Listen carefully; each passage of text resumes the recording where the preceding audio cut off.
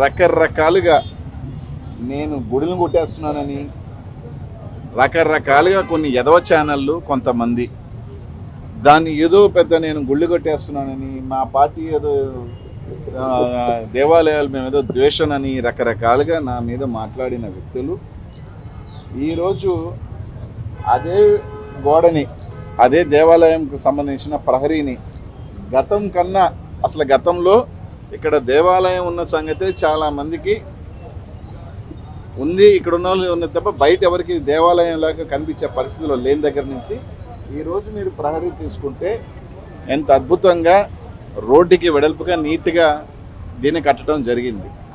అంటే ఒకసారి ఒక మాట అనేటప్పుడు, ఒక నింద వేసేటప్పుడు అందరం హిందువులమే, అందరం దేవుణ్ణి కొలుస్తాం, పొద్దున్నే లేచి కేవలం బీజేపీకో ఆర్ఎస్ఎస్లో కండు వేసుకున్నంత మాత్రానే వాళ్ళనే దేవుణ్ణి కొలుస్తారు, వాళ్ళకే పొద్దున్న లేస్తే భక్తులు, కౌరవులంతా దేవుణ్ణి కొలవరు, కౌరవులందరూ హిందువులు కాదు అని దాన్ని కూడా రాజకీయం చేస్తే ఆ దేవుడు కూడా చూస్తూ ఉంటాడు, దాన్ని కూడా చీప్ చేస్తే భగవంతుడు కూడా చూస్తూ ఉంటాడు.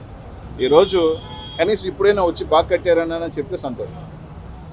మీరు చూడండి, ఇది మొత్తం మీరే తీసుకోండి, గతంలో దగ్గర వాళ్ళు వీడియో ఉంటే తీసుకోండి, గతం కన్నా ఇంకా మంచిగా నూతనంగా బాగా దీన్ని కట్టడం జరిగింది. నెల్లూరు నగరానికి సంబంధించి ప్రతి దేవాలయంలోనూ బాగుండాలి అని, ప్రతి టెంపుల్ బాగుండాలని నిధులు తీసుకురావాలనుకున్నాం.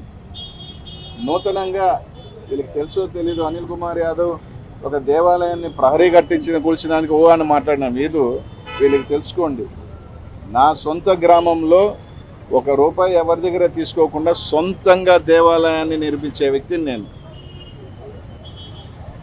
నా గ్రామంలో దాదాపు ఒక పెద్ద రామాలయాన్ని నా సొంత నిధులతో ఎక్కడ ఫండ్ కూడా తీసుకోకుండా నిదానంగా అయినా సరే దేవాలయాన్ని నిర్మిస్తున్న వ్యక్తిని నేను.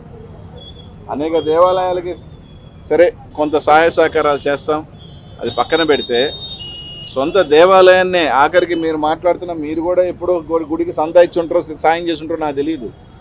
మాట్లాడేటప్పుడు ఒకసారి నిందలేసేటప్పుడు అవతల వ్యక్తి మనోభావాలు దెబ్బతింటాయి. అలా కాకుండా ఎందుకు జరుగుతుంది, దాన్ని ఏం చేస్తున్నారో ఆలోచన చేయకుండా వచ్చి మాట్లాడేస్తే టీవీలో రోజంతా వేస్తారు, ఆ రోజంతా టీవీలో వేసుకుని ఆ రాష్ట్రం అంతా గబ్బు కొట్టిచ్చేస్తారు. ఎందుకంటే తర్వాత వేయరు కదా, మీకు కూడా జబ్బు ఉంది, పాల్గొట్టని చూపిస్తారు కానీ నీట్గా కట్టారే అప్పుడు ఇలా చేసుకుంది, దాన్ని మళ్ళీ ఏమైనా చేస్తాంటే ఏమో వరద తీసి బట్ట కాల్చి లోపల వేసేస్తే అయిపోయింది మా పని.